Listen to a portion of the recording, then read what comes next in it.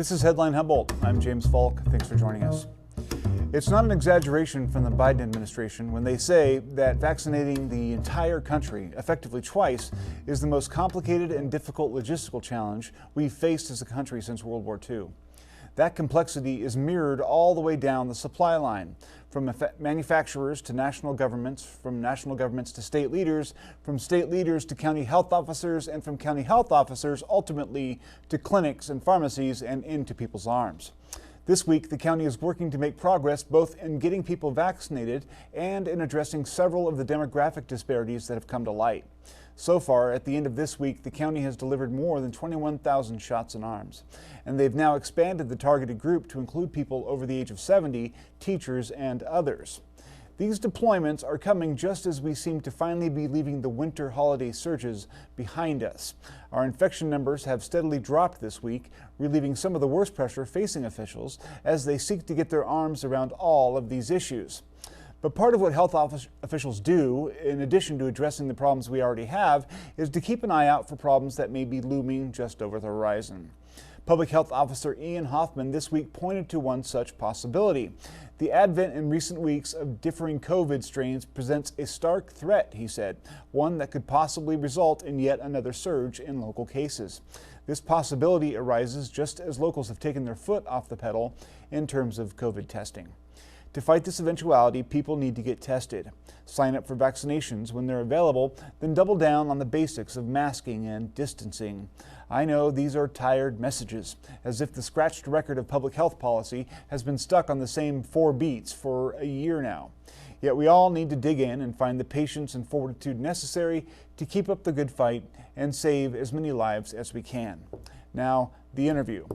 Tonight, we are honored to have Eureka City Manager Miles Slattery return to the show to talk about a range of city issues and update us on how the city is doing during this ongoing public health crisis.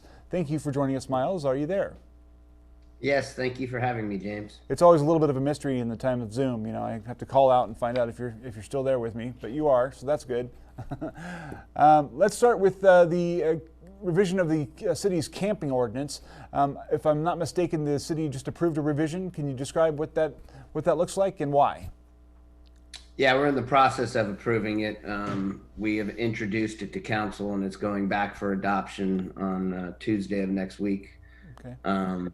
It is an ordinance that is not punitive. It's more of a tool that EPD can use in order to help get community members experiencing homelessness services. We've been doing it already, with our CSET and Uplift teams, but the ordinance basically restricts certain areas of the city. There's 4 areas that are restricted, as well as parks and the golf course. Those areas are restricted. Other public lands are available, and it basically dictates time and place as to where you can, sleep for the evening. So it allows for people to go to these areas that are outside of the restricted areas and camp 15 minutes before dusk and 15 minutes after dawn. And the penalties have been significantly reduced. The fines are 20,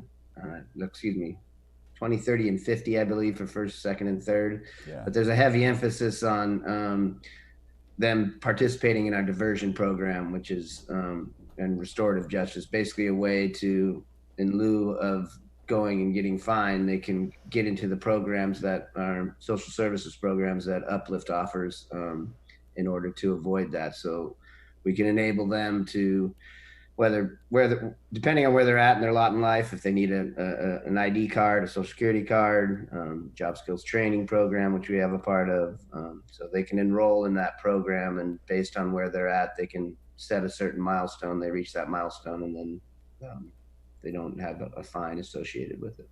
Yeah, homelessness has been one of those sort of perennial issues for Eureka.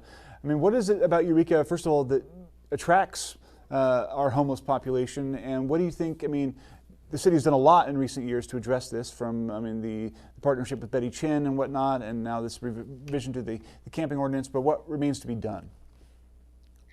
Well, I think expansion of the social services and continuing to partner with, the Betty Chins, the Brian Halls at the Rescue Mission. The county has been a great partner. We've been successful in a lot of grant funding applications to provide funding for these programs that we do. I think that the social services program, our Pathway to Payday program, and our job skills training program has been a really good, and it's been a huge success. We've employed well over 100 people over the last year. We've got, well over 500 people, and then we've also housed well over 100 people in the 18 months that we've been getting funding from the county. So we're really trying to find ways for them to seek shelter and give them a hand up. We've expanded our shelter capacity with Betty. We included a women and women with children's shelter, which is definitely a demand that's not being filled right now. And so we're trying to find creative ways to develop more shelter and also low income housing. We put out an RFP for our parking lots, and Link Housing was awarded that RFP. They're a very successful agency that provides low income housing. It'll bring 107 units of low and very low income housing. Where's that going to be? There's 3 properties. 8th and G is one, 6th and M is one, and then Sunny and Myrtle is another. They're parking lots that the city owns. They're going through the design review process right now. Excellent. One of the things that sort of goes along with homelessness, unfortunately, has often been addiction. One of the aspects of the city's efforts in terms of addiction recently is its relationship with HACHR and the Needle Exchange program. Just to take a global view and not really get into the personal beefs that may or may not be going on, between members of the council or whatever. What is the issue between the two entities, and where do you see that partnership going in the future, if it's going to go forward at all? Well, we've always been supportive. The elected officials have always been supportive of harm reduction services. It's been a rocky road with HACHR over the years. There's been a lot of feeling being targeted by the city and those type of things, and us not getting very responsive answers to when we're trying to request reports and those type of things that are required. So anyway, that's water under the bridge. We've tried to move forward. We've went back and forth with prohibiting and opening it up and prohibiting, and now we're in a state where we've got a vehicle for them to be able to operate, and they're working on that right now. They're trying to get the approvals they need and the insurance coverage they need in order to provide those services. And the city just recently finished the Sequoia scoping for the updated ordinance, so that we won't be in this emergency state currently. And so we're hoping to get that in front of council back in sometime in April. We just want to make sure that the community needs, as well as those community members that need those services, are met. We know that we need these services, and the county is providing the services, but the more that we have, the better. But we will need to make sure that any effects to the rest of the community are addressed, and we want to make sure that we have provisions in place to ensure that is the case. Yeah, it's a difficult situation when you have so many people in the community have such strong opinions about it, for one thing, and so many people in such a state of need that not a lot of easy answers there. To talk about COVID and the state of the city's finances, it's been a year. There's been a lot of discussion about how cities and local governments have been impacted, and even state governments, and some talk of some federal aid. Where is the city in terms of its finances as a result of COVID, and are you anticipating seeking some federal aid to help you get things right? So we projected when COVID started, we were losing revenue even prior to COVID. And then when COVID hit, we had a couple of different projections done, I believe in March. And then once again, I think it was September. Anyway, those projections were not favorable. So we've recently gotten, the finals and the final audits from that. And they actually are much better than what we had projected. So from that standpoint, we're not as bad off as we thought we were. Yeah. But we've really concentrated on, with the CARES Act money and any other funding that we get, is we've been concentrating on our residents as well as our businesses. The funding that we've gotten, we've used for programs, for utility assistance program for residents, and then also for outdoor dining and other things for just outdoor retail, whatever it may be, to provide grant funds for our businesses so they can find an alternative way to adapt, right? To adapt. And then also because of those projections, we freed up about $300,000 and established a rental assistance for our businesses, and it's been really successful. We have over 40 businesses that are participating in it. They get up to $7,500 for rental assistance for over the next 3 months. And so, if we do get any money from the feds, that would be our intent. We really see this as not making up for lost revenue in our general fund, but more so as supporting our businesses, because in the long run, that's what we're going to need. And so we're trying to make sure that we help out the residents and the businesses during these times. Now, one of the things that people talk about is that with the COVID restrictions, people haven't been able to go out and shop and do some of the things that a city depends on for revenue. I mean, over the last 20 years, cities have become more and more dependent on sales tax, obviously. Has Eureka not seen that significant a drop because of COVID? You know, it's interesting because during the holiday season, our local businesses did pretty well for the most part. And then, of course, you have businesses, obviously restaurants, bars, they're going to be more impacted than others, but others have done well. Hardware's done well. People are at home doing home improvement stuff. So some businesses have done well and some have been hurt. So it's trying to support those ones that, aren't doing so well. But yeah, I would say that, we have lost our fair share of businesses, but we're doing our best to keep them up and running. I think that finding alternative ways of doing business, a lot of people have figured out the online, curbside, those type of things. You're not making probably the same amount, but you're staying afloat. A stopgap kind of measure. Yeah. Do you have any figures about how many businesses may have closed since the start of this? I haven't, and it's hard to even tell to put it to COVID, to rely on it being a COVID related reason why they went back. But we don't have any numbers, and we have over 3,000 businesses in Eureka.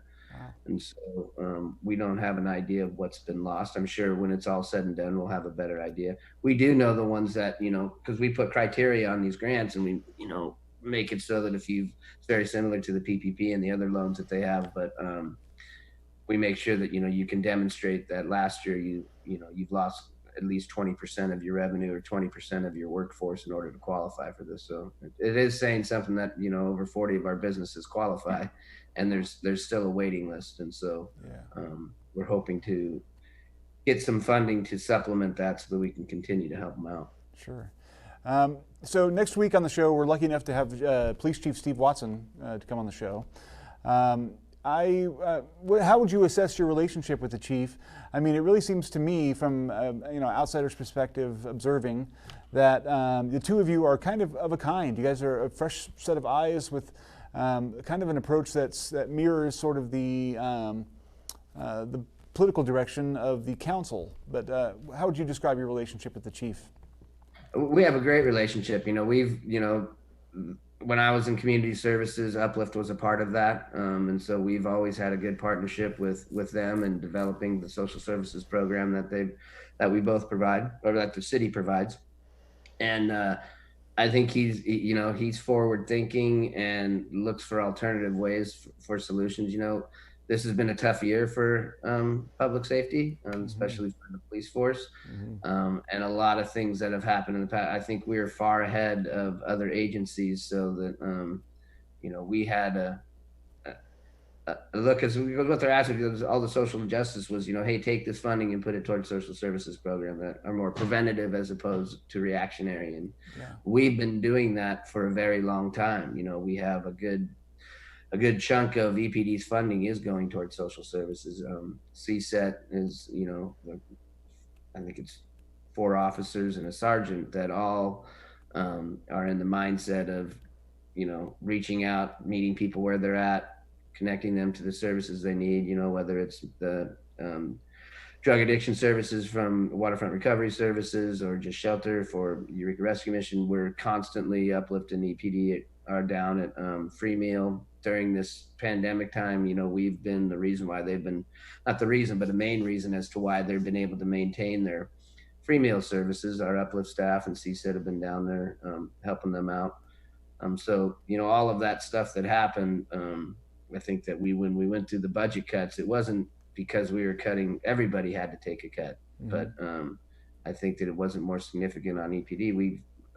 we've got a good track record in that area for sure. I mean, we go to trainings and we go to conferences, and there's much larger municipalities looking towards us for our programs and the stuff that we're doing so that they can try and implement it where they're at. Yeah, that's a good sign. Speaking of important subjects, and the real reason why I brought you here tonight, the Skywalk at Sequoia Park Zoo. I am a lifelong aficionado of Sequoia Park. So what is the completion date or the estimate for the Skywalk, and what do you think of how it looks so far?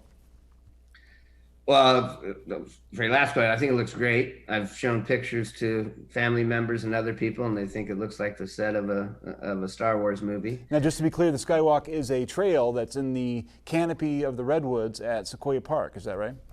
Yes, it starts inside the zoo. It's adjacent to where our red pandas are, and it starts and you lead into the forest just outside the perimeter of the zoo, and then it gets you up into the canopy. There's an ADA component to it that's accessible to everybody, and then there's a more adventure leg that's got a catenary bridge. That's a kind of a big scoop. It's got a little bit more action in it and a little bit more movement. Yeah.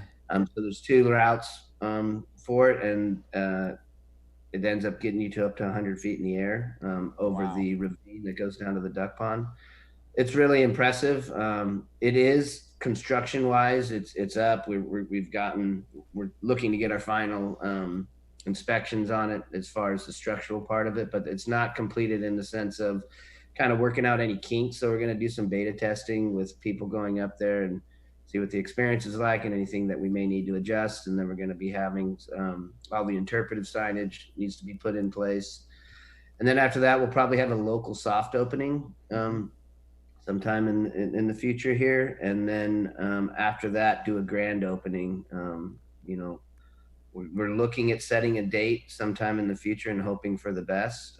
We haven't figured out what that date will be, but we'll definitely are looking for, the changes in the pandemic and where we're going to be at for that. But the soft opening part of it could happen sooner than later because, it's just going to be for the locals and try and get people up there and to experience it. But it's really impressive.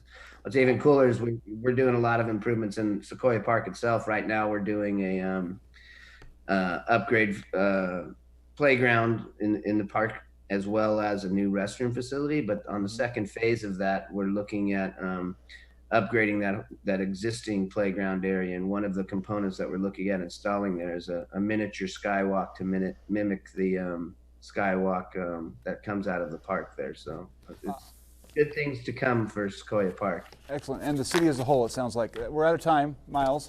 Thank you so much for coming down and talking to us, and I look forward to speaking to you again. I'd like to volunteer our services. If when that Skytram opens, we'd love to come take a look and shoot it and show it to people. So definitely, we will make that happen. Awesome, sir. Thank you so much, and have a great weekend. All right. Thank you, guys. Appreciate it. Yep. We'll be right back after this short break. Hi, I'm Derek Chabert. And I'm Beverly Chabert. And we are producers of this series, Okavango River of Dreams. We spent 4 years trying to show you the pristine nature of the Okavango in a way that I hope that will change your life. Public broadcasting is very, very important because it's able to reach people. It's available to everybody. To support films like ours, call or go online to become a member of your local station. Thank you. Humboldt County Public Health Officer Ian Hoffman updated the Board of Supervisors this week on the county's progress thus far in vaccinating residents. Of particular focus were the demographic inequities that have plagued certain populations within the community. So as of yesterday, we had 18,208 vaccines given in Humboldt County, with just over 15,000 of those being first doses and 2,700 of those being second doses. And that puts the population that's been vaccinated at around at least one dose, around just over 13%.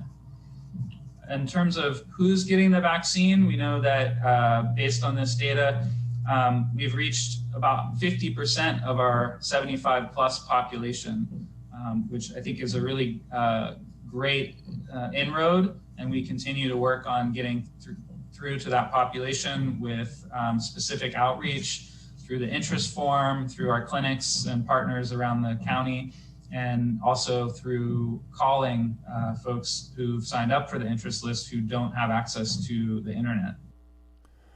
Hoffman also discussed the likelihood of new strains impacting local infection rates. He pointed out that Humboldt County testing rates have fallen off and that this could become an issue. Such testing, along with the tried and true masking and distancing practices we've all become so familiar with, will be key, he said.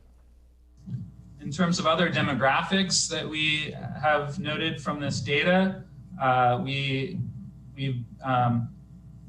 noticed that there is definitely good inroads in our Native community with well over 15% in our American Indian and Alaskan Native population, and other Native populations as high as 25%. I believe that's due to the great partnerships we have here with healthcare communities like Kamau out in Hoopa, and UIHS, who is doing the majority of the vaccinating in our Native population here. Although we have noticed some gaps. I'd say the biggest gap is in the Latinx community. Our general population, like I mentioned, was about 13% of the vaccination of the general community, but in the Latino community, we've only reached about 6% of people. We've also noticed some gaps in terms of location. Certainly right now, being that the vast majority of the vaccine are going on in more populated areas, the less populated areas have lower uptake of the vaccine. And so we're gonna look at ways to get more outreach to our rural communities across all of Humboldt County, and also in the Latinx community in areas that have been especially hard hit by this pandemic. Above all, the important message that he wanted to deliver, I think, is that people need to keep testing in order to isolate the new strains as they arrive. We currently are seeing a downward trend statewide and locally in testing. And so I want to take a moment to remind everyone that we are definitely not out of the woods with this pandemic and even with this surge. And it's extremely important for us to continue to get tested. The Optum site has ample capacity and should be used a lot more. We need to definitely keep up the levels of testing that we were seeing back in the fall and through the holiday season in December. So please keep utilizing testing and get tested frequently. This is also extremely important given the likelihood of the variants that we've seen in other countries and now know are here in the United States. We don't have any evidence yet of those variants locally in Humboldt County, but we do know that several of the global variants have been found in California. So we should fully suspect that those will eventually make their way to Humboldt County. So testing will help us reduce the likelihood that those will spread rapidly in our community. The ACLU of Northern California this week issued a call to extend the State Attorney General's 2018 judgment regarding the county's child welfare system. The ACLU joins the Yurok tribe, the Bear River Band of the Ronaville Rancheria, the Wiyot tribe, and the Trinidad Rancheria, supporting the State Attorney General's efforts to extend the 2018 action, saying that the county has failed to fix the problems pointed out in that judgment. The requirements set forth in the judgment came after a series of negotiations between the county and the Attorney General to improve outcomes for kids caught up in the county child welfare system. The tribes and the ACLU claim Humboldt County has failed to comply with critical components of that deal and to develop clear policies and procedures for collaboration with tribes, while existing policies are also routinely ignored. In particular, the county objects to the continued use of third-party monitors to determine its compliance. Reached this afternoon, the county press office chose not to comment. A letter from the ACLU reads, "An extension of the judgment is necessary to ensure that tribal sovereignty is respected and upheld, and that tribes have an active role in decision-making that directly impacts the well-being of their families, their communities, and their children." Eureka Mayor Susan Seaman this week addressed the growing issue of COVID exhaustion both here and elsewhere, offering up some resources to help people cope and maintain their mental health. How many times this week have you said, "I am so done with this"? Well, you're not alone. What we're experiencing has been compared to something called the third quarter phenomenon. It's a psychological reaction that's been identified in people who've lived in extreme isolation in space, in submarines, in the Antarctica. They say people in those experiences go through 3 stages. When isolation starts, people are confused and they have heightened anxiety and aggression. During the pandemic, we would remember that as the toilet paper hoarding stage. And then people enter the honeymoon period where they make adjustments, develop to new routines. They look for opportunities to make the best of the situation. And during the pandemic, this would have been the sourdough starter phase. In this final stage, which happens between halfway and 2/3 of the way through the mission, moods start to reach their lowest point. Loneliness and interpersonal conflicts increase. The stress caused by this pandemic is real. And finding a way that we can relate to each other, I hope, can allow many of us to recalibrate and remember that this will be over, even if it's not going to be over tomorrow. We are closer to the end than to the beginning. And if you're struggling with your mental health, ask for help. You can reach the Humboldt County Behavioral Health 24-hour crisis line at 707-445-7715. And thus we are out of time. Don't hesitate to get tested if you might be sick. That's important, as we heard today. Keep your hands washed, stay at least 6 feet away from people you don't live with, and wear a mask. Heck, wear 2 to keep you and your family safe as we all await a vaccination shot. Now this is fun. We leave you with some sweet soul sounds to soothe your soul. Eureka High School's limited edition offered singing telegrams for Valentine's Day. Here's a cut from their musical menu. Stay tuned, stay informed.